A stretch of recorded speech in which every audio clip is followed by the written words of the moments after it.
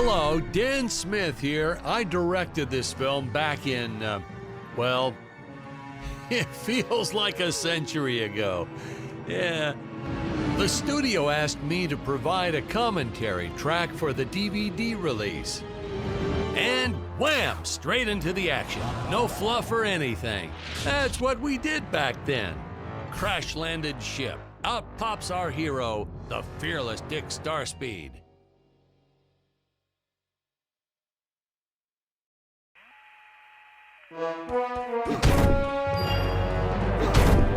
The ship's velocity reactor is damaged. I believe that I am stranded on an alien planet. Played, of course, by actor Jonathan Digby. Went on to some minor roles after this. Such a shame. I thought from day one this guy's got leading man written all over his face.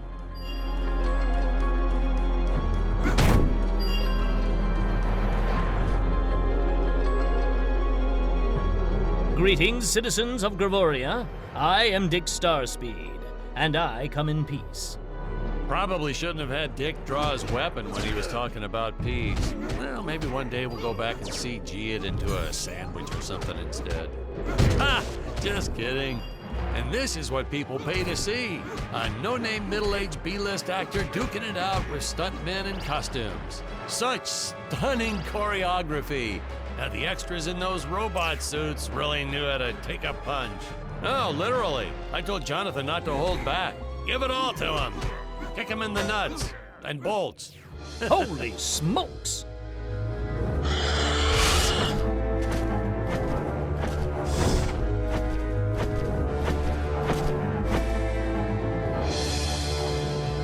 If I land squarely on that grain silo, I should survive this fall unscathed.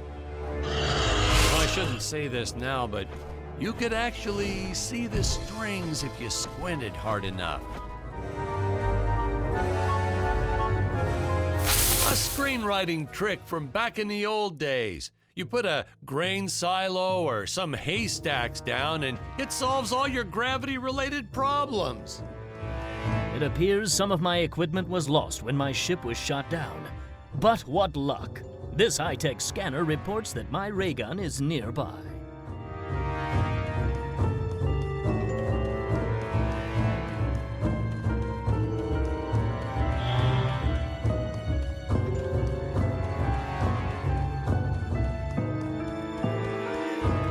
Oh, the dinosaurs! You just don't see quality stop motion like this anymore, do you? Someone actually sat there and moved them, frame by frame. Today, it'd be done with computers, but where's the artistry in that?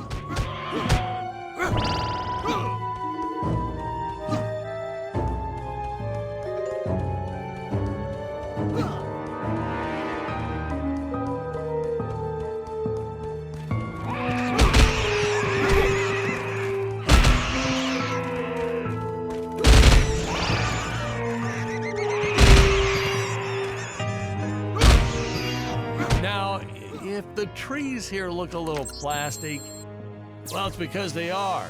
I took them from the set of my last film, Vampire Island 2.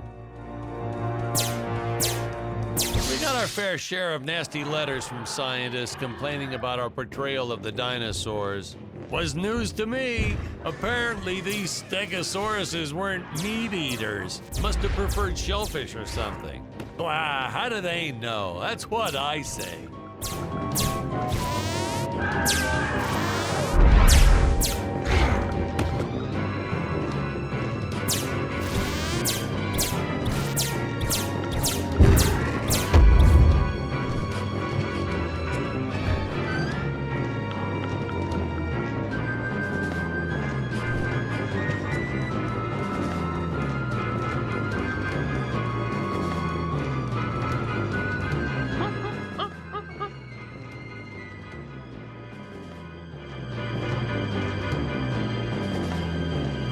As usual, the local population is defenseless. That's where our hero steps in and saves the day.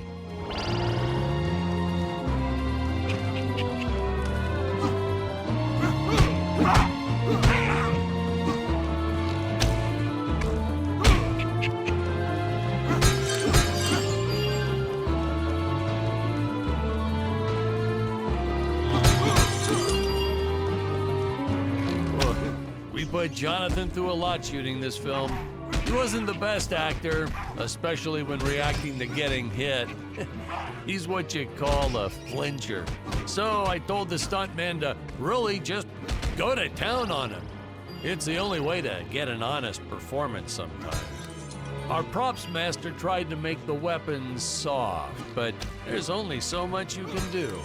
Lucky for us, Dick's entire body was covered in that spacesuit. That thing was a lifesaver when it came to hiding into bruises. What appears to be gold.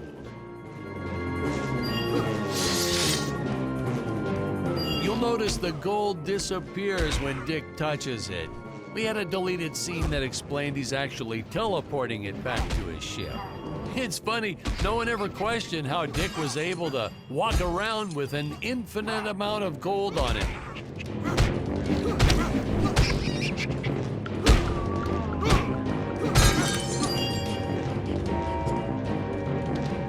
We had to redo these shots. Our first attempt was kind of a disaster. We tried using real apes, thought it'd cut down on the costume budget a bit. But have you ever tried working with apes? They are the worst actors ever. They don't sit still for a moment, and the second you take your eyes off of them, they're flinging their feces all over the place. Jonathan refused to work with them after he got, well, let's just say that he had to take more than a couple of showers one day. You know, you never forget the smell of monkey poo. We steam cleaned the studio top to bottom. Still never got rid of it entirely. All through the rest of the shot, we kept finding those little surprises hiding inside various props. Boy, were those the days.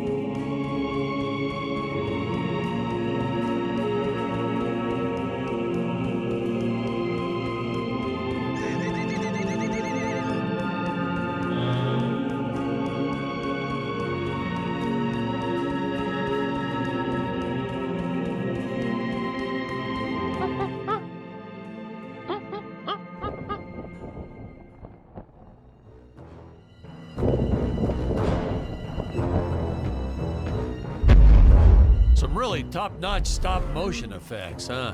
Unfortunately, we skimped on the Dick Starspeed puppet a little. The Earthman is not for you to eat, fiend! Oh, this was groundbreaking. We had the woman rescuing the man for once. We were really ahead of our time with this scene, but well, then again, I've always been rather progressive. The studio execs didn't seem to get why it was such a big deal, though. Sorry, we don't see this as anything unusual. Ha! Of course! It's unusual! A woman would never save the man. It just doesn't happen. Not in the movies, not in real life. I don't know why we didn't get more recognition for this scene. I guess I was just a little too ahead of my time.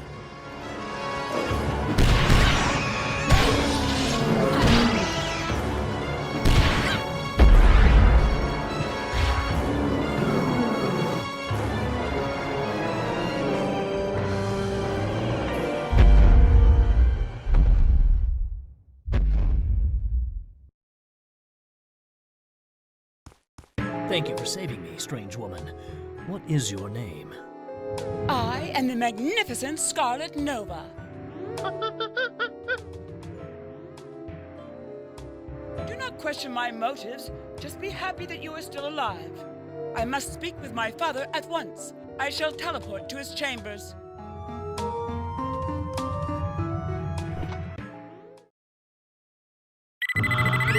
Huh? Where is this place? This is not my father's chambers.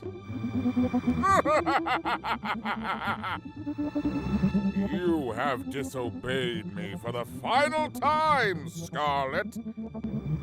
Enjoy an eternity in the Tower of Eternal Solitude.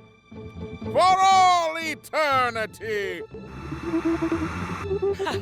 The old fool did not notice I am wearing my jetpack. Booster usage. Jump. Wait. Wait. Use booster. Survive deadly fall.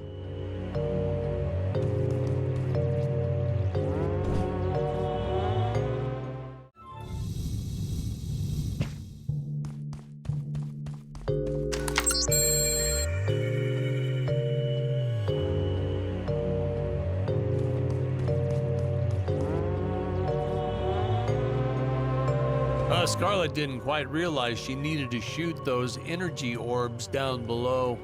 Keep in mind, Stacy was doing this on a soundstage, okay?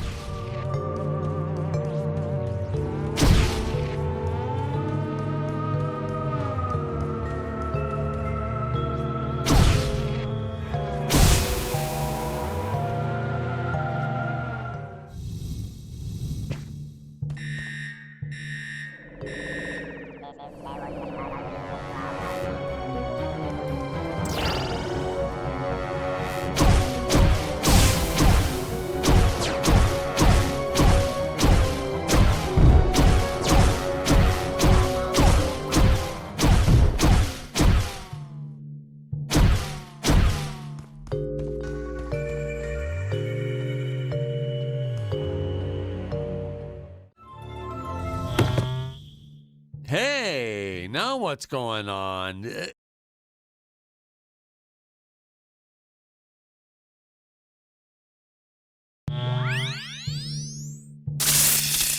The energy imps. Such a neat effect. We had to paint each movement frame by frame and superimpose it into live footage. We were pulling all-nighters for weeks. Well, when I said we, I meant the artist. I'm pretty much useless if I don't get a solid 10 hours a night. But they were at it forever. They had to redo it all because I accidentally told them red instead of blue the first time. Curses! My father revoked my access to the teleport terminals. I shall only be able to utilize the ones I activate manually.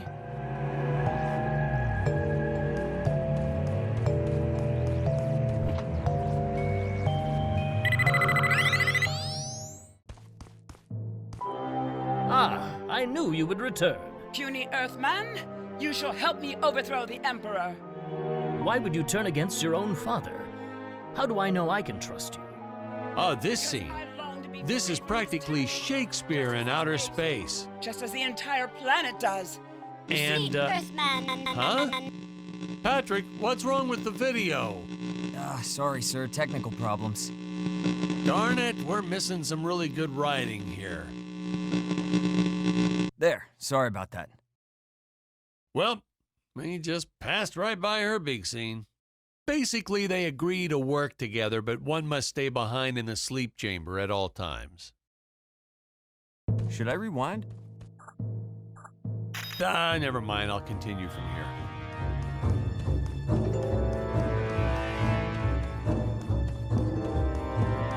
Right from the start, our budget was a little tight, even by standards back then. To make do, Tony shot a couple scenes in black and white. Originally, he intended to use it for flashbacks. But then I had to break it to him. Our film doesn't have flashbacks. We almost made it a silent film just to cut costs.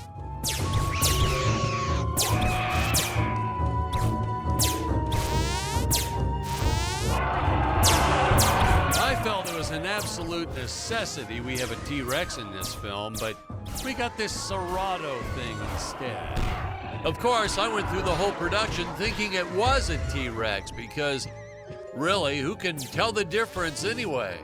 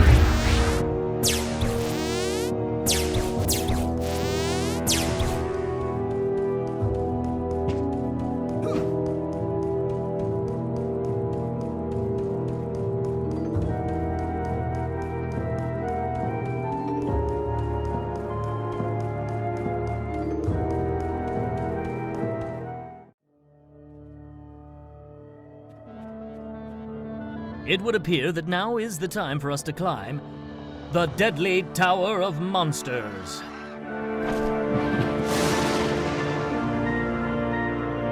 Good screenwriting 101. Always announce the title within the film itself. How else are you going to let the audience know your heroes really mean business?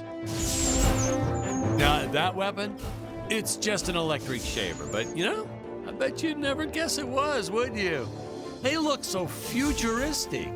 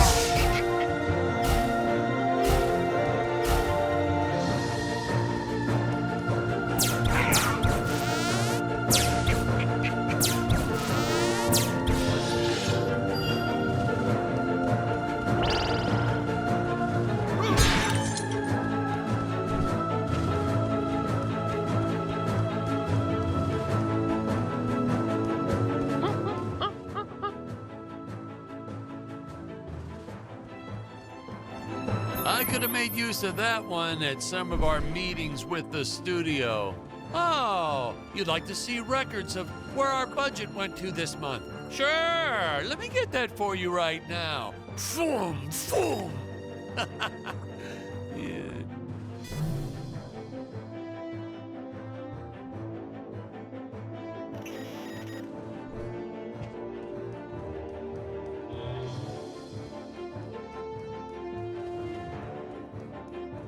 Unfortunately, those meetings ended in a much different way.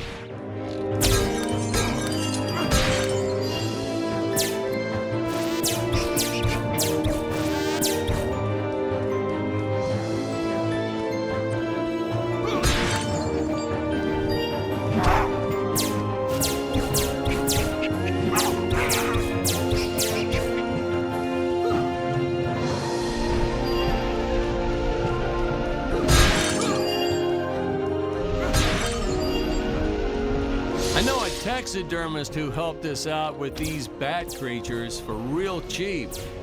He's not good. He's kind of sloppy if you want to know the truth. But that's the best part. A sloppy bat looks scarier. Oh, but you gotta sew up that sphincter. Just trust me on that one.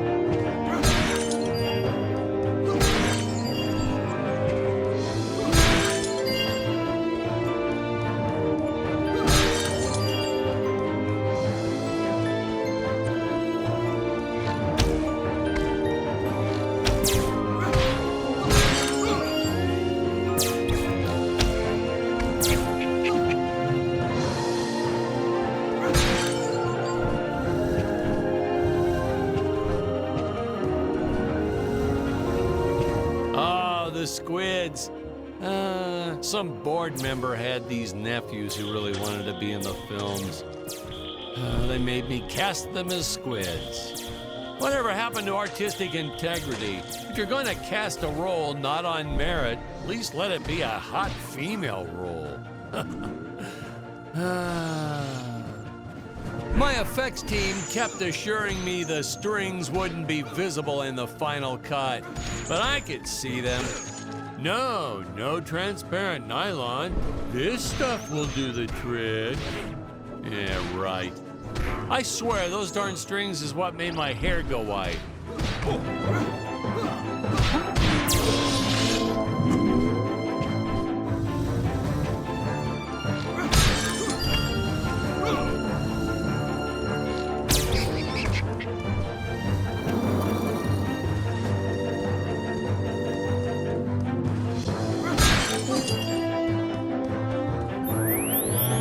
Teleport usage. Jump. While in the air, use teleport. Quickly return to upper floor.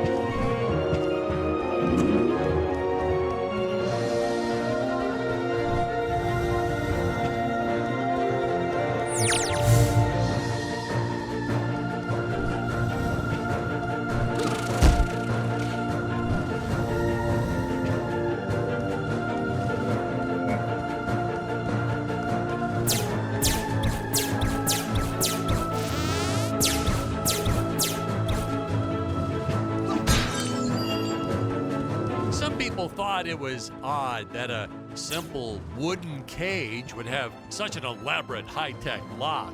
But hey, if a Gravorian ever traveled to Earth, I'm sure they'd think a lot of our stuff was weird too.